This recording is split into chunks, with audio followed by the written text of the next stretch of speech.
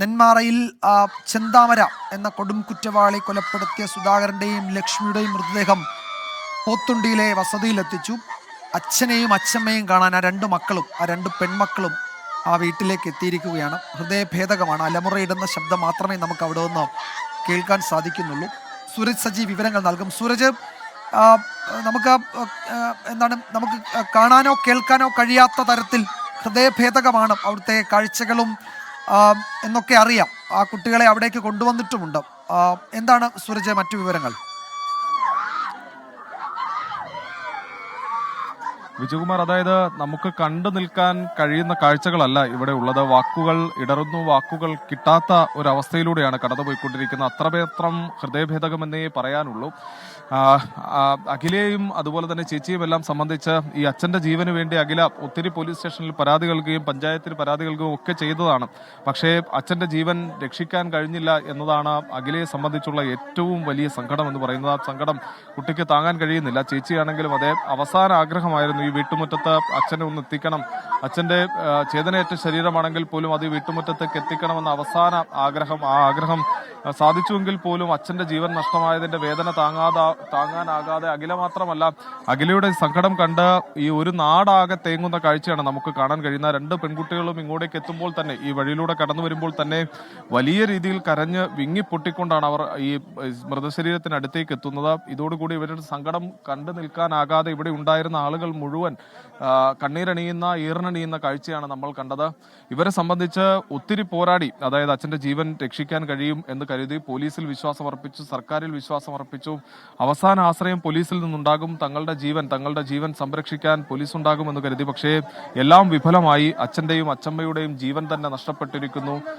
ആ ചേതനയേറ്റ ശരീരം കണ്ടു നിൽക്കാൻ കഴിയുന്നതല്ല എന്നുള്ളത് തന്നെയാണ്. നാട്ടുകാരെ സംബന്ധിച്ച് അവർ ചേർത്തു നിർത്തിയ കുടുംബമാണ്. ആ കുടുംബമാണ് അനാഥമായി പോയിരിക്കുന്നത്. അഖിലയെ സംബന്ധിച്ച് അമ്മ നഷ്ടപ്പെട്ടപ്പോഴും ഈ കുട്ടിക്ക് ഈ നാട് തന്നെ അമ്മയായി മാറുന്ന കാഴ്ചയായിരുന്നു അന്ന് ഉണ്ടായിരുന്നത്. 2019 മുതൽ ഇങ്ങോട്ട് അച്ഛനാണെങ്കിൽ പോലും ഈ പെൺകുട്ടികളുടെ കാര്യത്തിൽ പ്രത്യേക ശ്രദ്ധയെടുക്കുന്നു. അഖിലയുടെ ചേച്ചിയുടെ വിവാഹം ഉൾപ്പെടെ ഇതിനുശേഷം നടത്തി. അഖിലയാണെങ്കിൽ ഈ പ്രതിസന്ധികൾക്ക് നടുവിൽ ഈ പ്രതിസന്ധികൾ തന്റെ ജീവിതത്തെ ബാധിക്കാതെ പഠനത്തിലടക്കം മികവ് പുലർത്തിയ കുട്ടിയാണ്. പഠനത്തിൽ ഏറെ ശോഭിക്കുന്ന ഒരു കുട്ടി.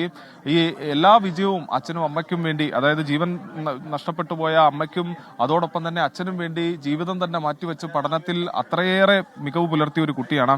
അതുകൊണ്ട് തന്നെ ഈ അച്ഛന്റെ വേർപാട് അഖിലയെ സംബന്ധിച്ച് താങ്ങാൻ കഴിയുന്നതല്ല. കാരണം ഇന്നലെ ഇങ്ങോട്ടേക്ക് അച്ഛന്റെ ഒപ്പം വരേണ്ടതായിരുന്നു ഈ മകളും കൂടി. പക്ഷേ ഈ വീട്ടിലേക്ക് വരാൻ ഭയമാണ് എന്ന് പറഞ്ഞുകൊണ്ട് വീട്ടിലേക്ക് വന്നില്ല. അതുകൊണ്ട് മാത്രമാണ് എനിക്ക് പോലും ജീവൻ നഷ്ടമാകാതെ ഇരുന്നത് എന്ന് പറഞ്ഞ് ഇന്നലെ മുതൽ നമ്മളുമായി സംസാരിക്കുമ്പോഴൊക്കെ ഈ കുട്ടി വിതുമ്പി കരയുന്നുണ്ടായിരുന്നു. ഇവരുടെ ഈ സങ്കടം കാണാൻ കഴിയില്ലാത്തത് കൊണ്ട് തന്നെയാണ് കുടുംബാംഗങ്ങൾ മറ്റൊരിടത്ത് വെച്ച് ഈ സംസ്കാര ചടങ്ങുകൾ നടത്തി നമുക്കിത് വേഗത്തിൽ അവസാനിപ്പിക്കാമെന്ന് പറഞ്ഞത്. പക്ഷെ അഖില അതിന് വഴങ്ങിയില്ല.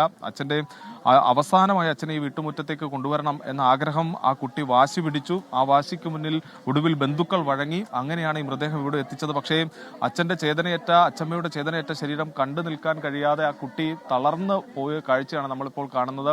ആ കുട്ടി ഇങ്ങോട്ടേക്ക് വരുന്ന സമയത്ത് വലിയ ആൾക്കൂട്ടം ഉണ്ടായിരുന്നു. അവരെല്ലാവരും ഒരുപോലെ ഈർന്നണിഞ്ഞു, ഒരുപോലെ ഒരു നാടാകെ തേങ്ങുന്ന കാഴ്ച എന്നല്ലാതെ നമുക്ക് ഈ വാക്കുകൾ വിശേഷിപ്പിക്കാൻ കഴിയുന്നില്ല. ചെന്താമര പറിച്ചെടുത്തത് ഈ അഖിലയുടെ ഹൃദയമാണ് എന്ന് നമുക്ക് പറയാൻ കഴിയും വിജയകുമാർ. കാരണം അത്രമാത്രം വേദനയോടുകൂടിയാണ് ആ കുട്ടിയാകട്ടെ, ഈ നാട്ടുകാരാകട്ടെ, ബന്ധുക്കളാകട്ടെ, അവർക്കൊന്നും ഇത് താങ്ങാൻ കഴിയുന്നില്ല. അനാഥമാക്കി, ഒരു കുടുംബത്തെ തീർത്തും അനാഥമാക്കി. അഖിലയെ സംബന്ധിച്ച് അഖിലക്കിനി ആരോരും തുണയില്ലാത്ത അവസ്ഥയിലേക്ക് മാറുന്നു എന്നുള്ളത് തന്നെയാണ്. അച്ഛനും അച്ഛമ്മയും കൂട്ടായി ഉണ്ടായിരുന്നു. അവർ കൂടി ഈ ലോകത്തോട് വിട പറയുന്നു. അച്ഛന്റെ ജീവൻ, അതായത് സുധാകരന്റെ ജീവൻ രക്ഷിക്കാൻ ശ്രമിക്കുന്നതിനിടയിലാണ് ലക്ഷ്മിയെയും ഈ ചെന്താമര കൊലപ്പെടുത്തുന്നത്. അങ്ങനെ 2 ജീവനുകൾ അപഹരിക്കപ്പെട്ടു. 5 വർഷം മുമ്പ് ഏറെ സ്നേഹിച്ചിരുന്ന അമ്മയുടെ ജീവൻ അപഹരിക്കപ്പെട്ടു. ഇനി കൂട്ടുള്ളത് ചേച്ചി മാത്രമാണ്.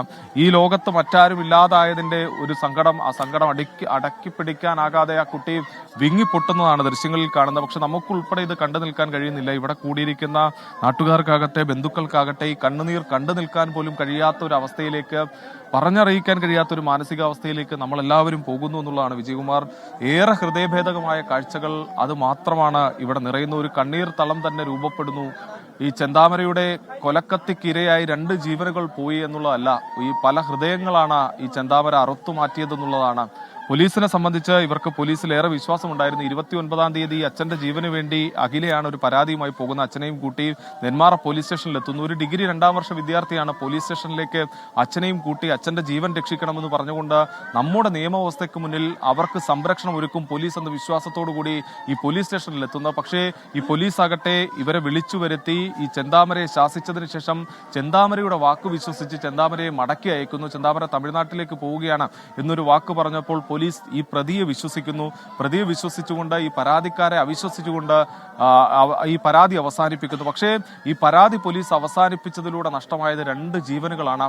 ആ 2 ജീവനുകളുടെ വില എത്ര ഗൗരവമാക്കുന്നതും സൂരജ്, അത് പോലീസ് ആ രീതിയിൽ അത് കൃത്യമായി പരിഗണിച്ചിരുന്നുവെങ്കിൽ, അത് മുഖവിലേക്ക് എടുത്തിരുന്നെങ്കിൽ ഈ ഒരു വലിയ കൊലപാതകം, 2 വലിയ ഞെട്ടിപ്പിക്കുന്ന കൊലപാതകം അവിടെ ഉണ്ടാകുമായിരുന്നില്ല. ആ കുട്ടികൾക്ക് ഇവർ നഷ്ടമാകുമായിരുന്നില്ല എന്നതാണ് യാഥാർത്ഥ്യം. നിഖിൽ പ്രമേഷ് കൂടി അവിടെ നിന്ന് ചേരുന്നുണ്ട്.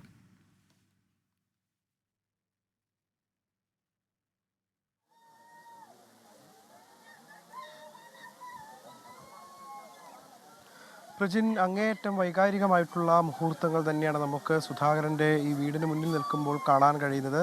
മൃതദേഹം എത്തിച്ചിട്ട് ഏതാണ്ട് 15 മിനിറ്റോളമായി, അല്പസമയം മുൻപാണ് 2 മക്കളെയും ഇവിടേക്ക് കൊണ്ടുവന്നത്. അങ്ങേയറ്റം വൈകാരികമായിട്ടുള്ള ദുഃഖാർത്ഥമായിട്ടുള്ള നിമിഷങ്ങളാണ് നമുക്ക് കാണാൻ കഴിഞ്ഞത്. ആ കുട്ടികൾ ഒരൊറ്റ നിമിഷം കൊണ്ട്, ഇന്നലെ രാവിലെ ഏതാണ്ട് 10 മണി കഴിയുന്നതോടുകൂടി ആ കുട്ടികൾ അനാഥരാക്കപ്പെടുന്ന ഒരു സാഹചര്യത്തിലേക്ക് കാര്യങ്ങൾ മാറുന്നു. അമ്മ നഷ്ടമായതിൻ്റെ വേദനയിൽ നിന്ന് തന്നെ അവർ മുക്തരായിട്ടില്ല. 2019 ആ സംഭവം ഉണ്ടാകുന്നത്.